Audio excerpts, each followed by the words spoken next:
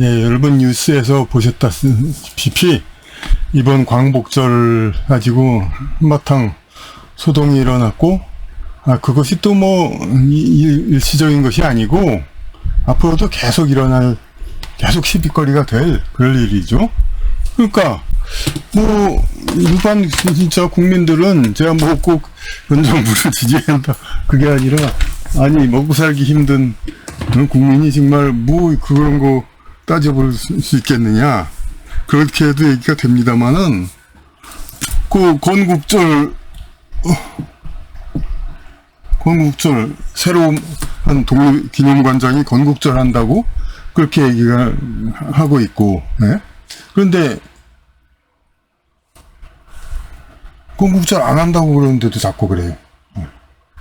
그러면 이쪽은 왜 그러냐? 그러면은 결국은 건국절을 안 해도, 그러니까 왜 독립기념관장이 왜 안 되느냐 얘기하는데, 그럼 뚜렷한 명분은 사실 여기서는 없어요, 솔직히.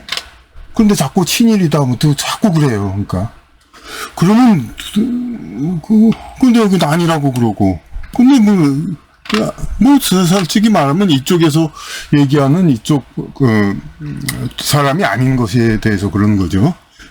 근데 그렇다고 해서 그럼 이 세상에는 그냥 독립운동가 운동과 반일, 어찌 보면 반일이라고 할 수 있는 그런 선명한 반일의 그런 집단과 친일 둘밖에 없는가? 그건 아니죠. 그러니까 그게 바로 지금 할 얘기입니다. 사실 독립기념관은 이미 만들어진 지도 오래됐습니다만은, 그때부터도 그때도 약간 그런 얘기가 있었습니다.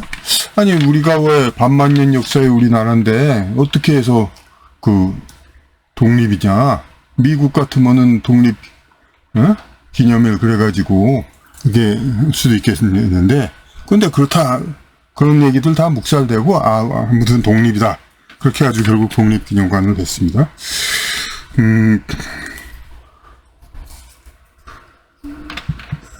그러니까 그때부터 그럼 뭐가 싹 트냐면은, 이 광복절 8월 15일이라는 것을 갖다가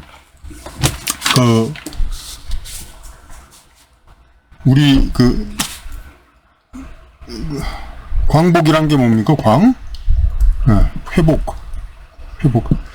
빛을 도로 돌아왔다는 겁니다. 그러니까 환원됐다는 겁니다. 그러니까 일제 침략으로 국권을 잃다가 다시 우리에게로 국권이 돌아왔다, 이 뜻이 되어야 합니다.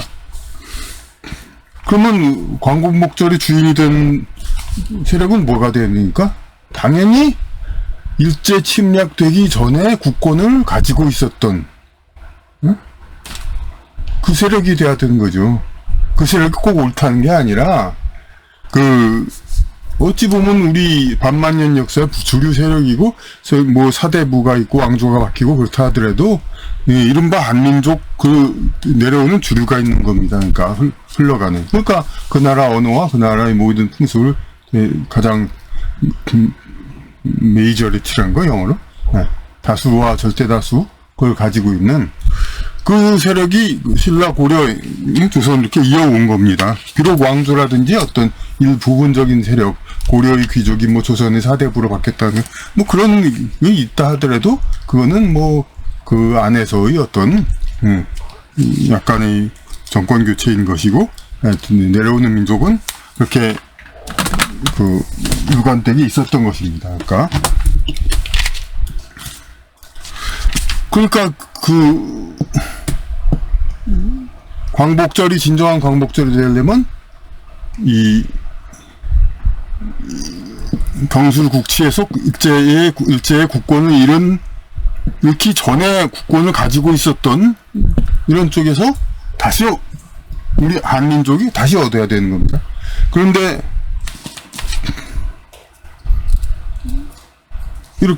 지금 이렇게 극단적으로 대립하고 있는 게 뭡니까, 지금? 이 대립 자체도 모호해요. 이제 이 양 대립 세력이 진짜 50대 50으로 갈라서 전체가 대립하는 것도 아닙니다. 이 사이에 안 끼는 경우도 많이 있습니다.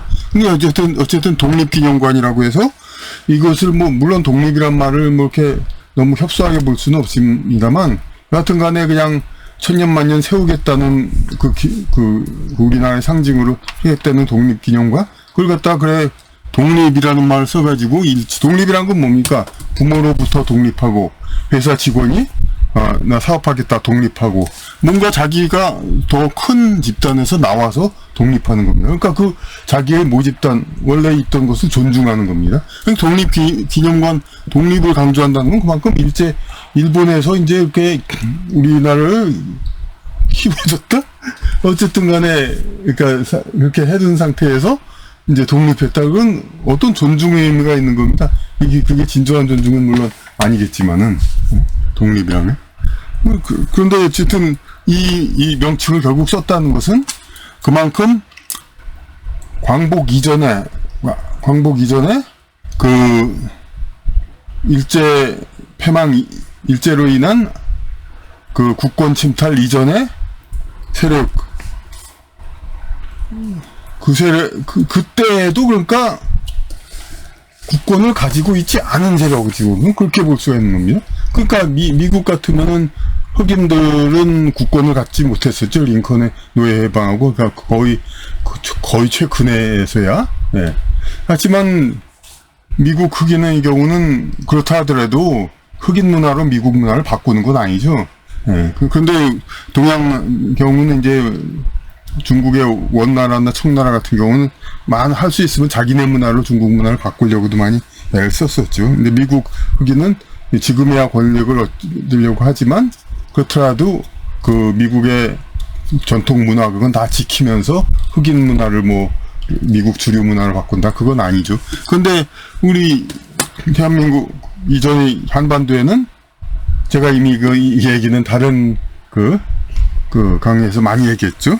그러니까 한반도 주류 신라 고려 민족 말고 여진족과 왜구가 있었다고, 예, 그랬었죠. 예. 그러니까 이 여진족과 왜구 이런 쪽에 거기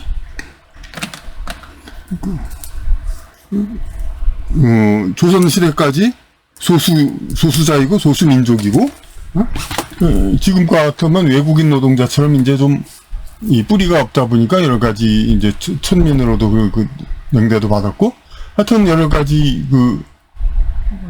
불이익과 차별을 받았다면 받았습니다. 근데 물론 조선의 여진족이 꼭 그런 건 아니죠. 조선 건국의 이제 주류인데, 건국에 기여를 한 종족인데 그럴 수는 없겠지만은, 그렇다 하더라도 이 평화 시대가 오니까 그 다음부터는 이제 좀 그랬던 것이죠. 그러니까 조선에서 비종족이 있었고, 그리고 이 반면에 임진왜란과 쪽에서 꼭 토착 왜구하면은 좀 경멸하는 말이 되지만 어떤 외인 출신들이 있습니다. 이분들은 다 물론 이걸 오해하면 안 됩니다. 여진족과 왜구라고 해서 우리 한국인이 아니라는 거 아니에요. 한국인입니다. 미국의 흑인도 다 미국인이듯이 단지 우리의 반만년 역사 문화의 주류는 아니라는 거죠. 이제 그리고 그들도 얼마든지 성공하고, 지금 우리나라는 단일 민족으로 공식적으로 이렇게 돼 있어서 사실 분류를 안 합니다만은, 어떤 전생이라든지 뿌리 여러 가지 그런 거 꼭 집안을 거슬러서 혈통으로 그렇다는 게 아니라 그런 마인드, 그런 사고방식을 가진 사람은 엄조 남는 겁니다.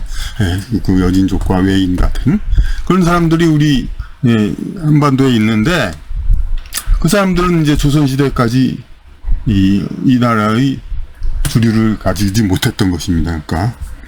그러다가 일제가 우리가 흔히 강대국이 침략했다고 하지만 오히려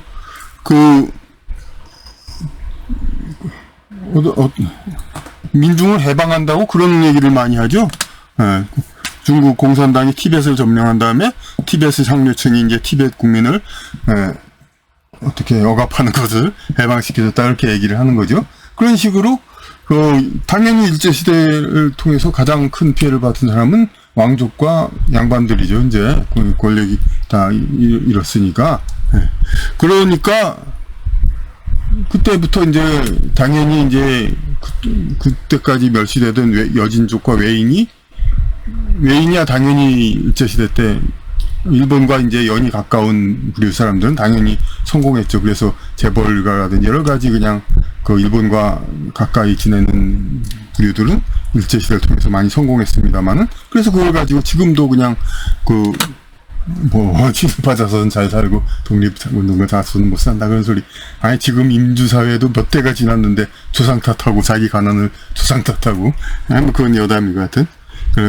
그런데 그런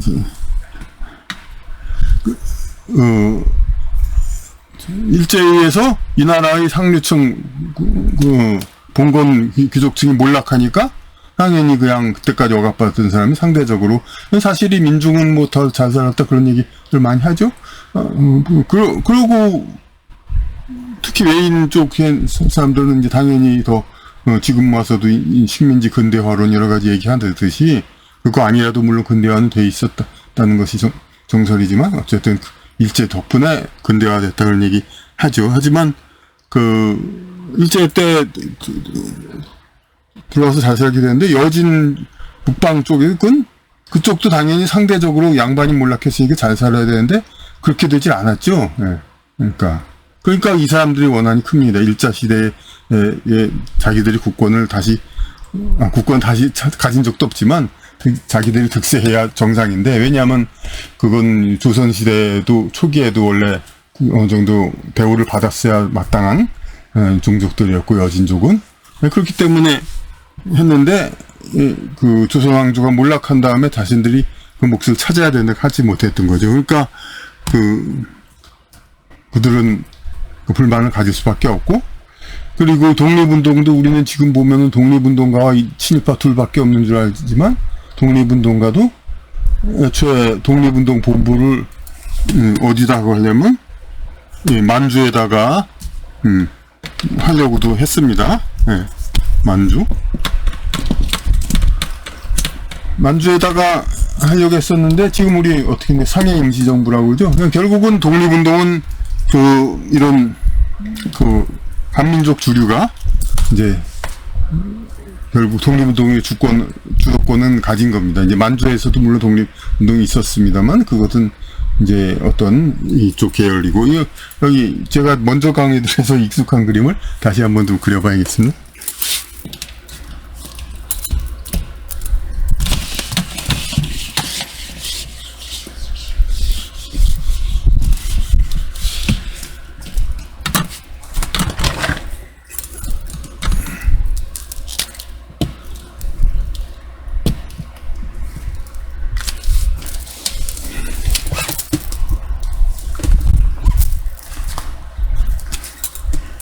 여기 한민족이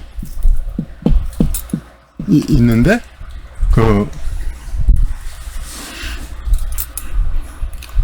여진족, 외인들 이런 이제 두 세력, 물론 자잘한 다른 세력도 있지만 두 세력이 계속 이제 한반도를 차지하고 있는데, 일제 시대 때 들어와 가지고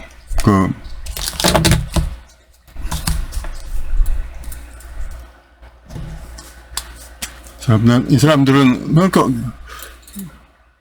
지금 와서 어떻게 결국 만주 독립운동 세력이고, 여진 이쪽은 그냥 일본, 그렇지 않아도 일본하고 가까운데 일본에 같이 이제 내선 일체가 되니까 사실 좋죠. 그래서 일본들은, 양반들은 잘 지냈고, 그리고 국권을 가졌던 주류였지만은 몰락한 이제 대다수 민중과 이제 양반들, 이 사람들은 이제 상해 임시정부 쪽에서 독립운동을 했던 거죠.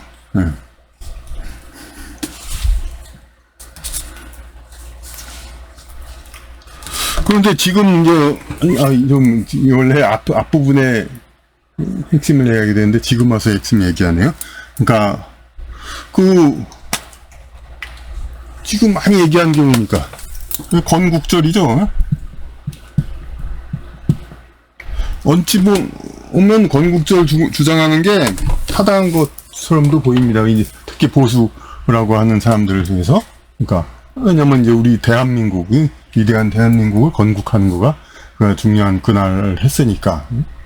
그런데 근데 보수라고 말하면서 이런 대한민국 좋습니다. 대한민국 대한제국을 이어받은 그야말로 중화문화의 그 정통이 우리에게 있다는 이 대한민국, 대한제국 이런 이름들이 중국의 대명제국, 대원제국처럼 대청제국처럼 그런 이제 중국의 이제 꿀리는 그런 나라가 아니라 똑같은 이제 한 글자로 된 그냥 그 천자의 나라 그런 이름이죠.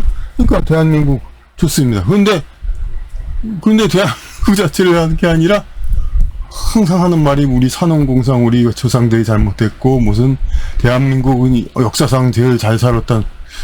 물론 이게 어떤 뭐 절대치로든 잘 살았다 그렇게 볼 수도 있지만은 현대 사회의 문명 때문에 상대적으로 봐서 중국의 경우 사실 20세기보다 송나라 때가 더 잘 살았죠. 그건 절대적치로 보면 그냥 근대가 더 잘 살았겠지만은 그 중국 20세기보다는 송나라 때가 훨씬 이제 상대적으로 보면 세계에서 가장 문명국이었고 마찬가지로 대한민국 한반도도 신라 뭐 그럴 때 다 좋았던 시대도 있고 그런데 무슨 이때만큼 좋았던 게 없었다. 그러니까 이 사람들 말은 뭐냐면 이 해방 후 대한민국이 됨으로써 여태까지 가난 5,000년 동안 가난 속에 살던 이 나라가 잘 살았다, 제대로 살았다 이런 얘기입니다. 그러니까 건국절이라는 게 뭡니까? 건국했다는 건 그럼 나라 새로 세웠다는 건데 반만년 역사는 다 때려치고 새로 세웠다는 거 아닙니까? 그런 뜻인데 이걸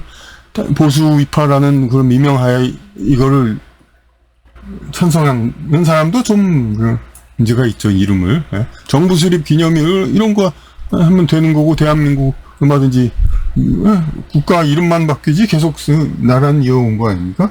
근데 무슨 건국절 나라를 처음 세웠습니까? 어떻게 단군 그거야 뭐 그렇지만은 어쨌든 삼국사기 다 날려버리고 한문을 썼으니까 다 중국 거라고 날려버리고 건국절 새로 이제 20세기 중반부터 한반도엔 새로 나라가 신생국이다. 신생국이란 말도 옛날에 많이 했었죠, 이제. 그래서 이쪽 그 입장은 뭐냐면, 일제시대가 이 사람들 세력에 있어서 몰락한 게 아니라, 물론 극단적으로 솔직히 막 얘기한 사람은 이제 식민지 근대화로 나오면서 지배가 축복이었다 얘기하지만, 그렇게까지 얘기 안 하더라도, 어쨌든 일제시대를 통하고, 그 다음에 미국의 점령에 의해서 결국 그 미국에 의해서 이제 제대로 된 이제 새로 건국이 됐다. 그러니까 자기들은 그러니까 일제 지배가 되고 해방 6.25 되고 어쨌든 그렇게 20세기 초의 격동이 이 사람들한테는 오히려 좋은 거죠. 그러니까 그래서 비로소 건국을 했다 이런 뜻입니다. 그러니까 지금 건국절 때문에 지금 말이 많습니다. 근데 이 건국절 반대하는 사람 중에서는 자기가 완전히 의식 안 하더라도 정말로 제가 말하는 한민족 정통의 만만년 역사와 민족 역사 이걸 중시하기 때문에 어찌 감히 건국이냐 이렇게 얘기하는 사람도 있을 겁니다. 근데 또 여기서도 극렬 반대합니다. 여기서도 왜 그럼 극렬 반대? 그러니까 같이 이렇게 해서 극렬 반대하는 어쨌든 반대하는 건 좋습니다. 이거 자체가 그러니까 좀 말이 안 되니까 이제. 근데 이 사람들은 또 어떻게 얘기합니까? 그렇다고 여태까지 광복절에 그거를 갖다가 그냥 잘 넘어갑니까? 그렇지 않죠. 뭐 애국가도 친일로 작곡했다 뭐 그런 얘기하고 무슨 이 사람들은 어떤 얘기를 합니까? 하냐면은 상해 임시정부도 그거보다 이전이죠. 그것도 아까도 말했더니 상해 임시정부도 오히려 이쪽 한민족의 이제 독립운동이니까 만주 봉오동 전투 이런 것들을 많이 강조하죠. 여진족. 그러면서 또 새로 창군한 때 뭐 하여튼 반드시 상해 임시정부라기보다도 왜냐면 상해 임시정부 해도 역시 또 거기 대통령이 있으면 초대 대통령은 똑같으니까 임시정부라기보다도 임시로 국립군이 처음 생겼을 때 그걸 한다거나 하여튼 간에 근데 이쪽은 어떻게 하면 일제시대에 들어와가지고 시작돼가지고 어떤 새로 나라를 어떻게 하자 그렇게 얘기한 거를 이 나라의 시초로 얘기하자 이렇게 하는 겁니다. 그러니까 그러니까 이쪽의 주장은 결국 뭐냐면 이 여진족 좌파의 주장은 일제에서 나라가 망하고 양반이 몰락하고 왕조가 망하고 그렇게 함으로써 프랑스 혁명처럼 드디어 민중 국가가 됐다. 그러니까 오히려 이 사람들도 일제가 축복인 건 결과적으로 그거죠. 물론 당장에 자기들이 권력을 잡지 못해서 일제에 대해서 원한을 갖고 있고, 지금은 특히 또 이 상호 대립하는 상황이니까 일본에 우리나라가 가까워지면 이 사람들이 가장 피해를 보죠. 만주 이제 여진족 계열 사람들이. 그러니까 지금도 이제 끝없이 일본과 시비거리를 만들어서 반일을 조장하고 있지만 이쪽 사람들보다 더 반일이죠. 네.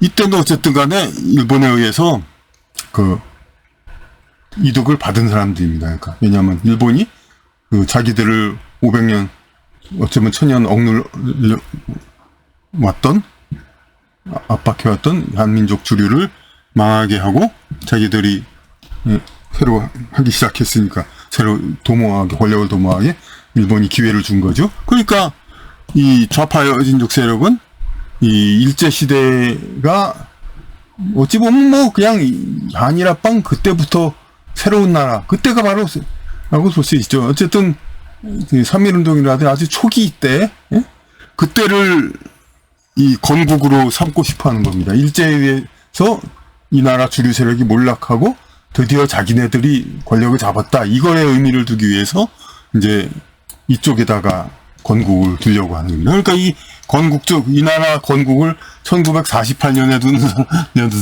사람들이나 혹은 1919년인지 18년인지 모르겠습니다. 1918 이때 두려는 사람들이나 독세면 다 한민족 주류가 아닌 상태에서 자기들이 권력을 합리화하기 위해서 이런 거죠. 그리고 마치 또 예전에 제가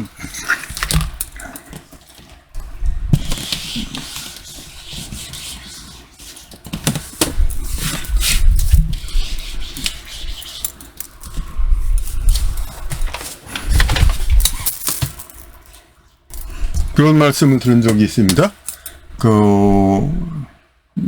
민주회의, 지금은 그게 맥이 끊어졌지만 민주회의, 하고 민족진영이라면서 보수 세력이었던 이제 이철승 선생, 김영삼, 김대중, 양김씨와 같이 있던 정치인이죠. 근데 얘기하면서 해방 후 전국에서 이렇게 증언을 하면서 누구는 김구하고 이승만 서로 뭐 좌파는 김구, 우파는 이승만 해가지고 막 그러는 걸로 보는데 그게 아니라고, 그 두 분은 서로 잘 협력했다고 그렇게 증언을 했습니다. 그런데 지금 와서는 이제 양쪽이 다 마치 두 운동가를 갈라서 하고 한쪽은 이쪽은 이쪽으로 나누죠. 근데 사실 그러니까 여진족과 외구 쪽에서 그러는데 여진족과 외구 쪽에 아무 쪽에도 속하지 않습니다. 물론 두 사람 사이도 갈등이 있고 뭐 김구 피살 이런 면에서도 이 책임이 있을 수도 있고 뭐 여러 가지 있지만은 적어도 그냥 큰 틀에서는 경쟁자일 수는 있었어도 뜻은 같이 하는 한민족 주류로 다시 독립을 다시 이제 국가 건국을 하자. 그런 것으로서 똑같았지 무슨 뭐 어떤 사상 이념이 달라서 서로 대립하는 그런 관계는 아니었던 것입니다. 그러니까 방법상의 그런 거지. 그런데 마치 이제 좌파는 김구, 우파는 이승만. 그러니까 바로 이 여진족과 외구가 자기네 지도자가 없으니까 이게 내세울 만한 이렇게 가져온 거죠. 가져온 거. 그래가지고 가져와가지고 이게 뭐 홍범도 뭐 이런 사람도 있지만은 뭐 군인에 불과하니까 또 그렇고 여기는 이제 친일파 쪽을 완전히 얘기가 되고 있으니까 또 역시 지도자도 없고. 그런데 단지 이 사람들이 끌어들일 뿐이죠. 우파 쪽으로 상징으로 쓰려고. 왜냐면 건국 이걸 상징으로 1948년에 서야 이 나라가 됐다. 이 나라가 드디어 되었다. 그런 걸 하려고 끌어들인 거죠. 그러니까 이 두 건국 지도자는 좌파 우파 여진족과 왜구 이쪽의 지도자가 아닙니다. 이거는 글로 다 분명히 알 수 있습니다. 두 분 다 그 미군정이 아무리 그 당시에는 한글하고 한자 쓰지 말라 이렇게 했다 하더라도 그 다 한문으로 모든 주된 글들을 다 썼고 다 그랬던. 근데 지금 독립기념관이라고 이제 쓴 것도 그렇고 아니 그 정식으로 그 세월 건물에도 이제 그리고 한글 전용 가로쓰기 이렇게 했고 같은 독립운동 전시에서도 이 한글 전용 가로쓰기를 많이 한글 전용 가로쓰기 적용합니다. 근데 우리 독립운동 자료들 보십시오.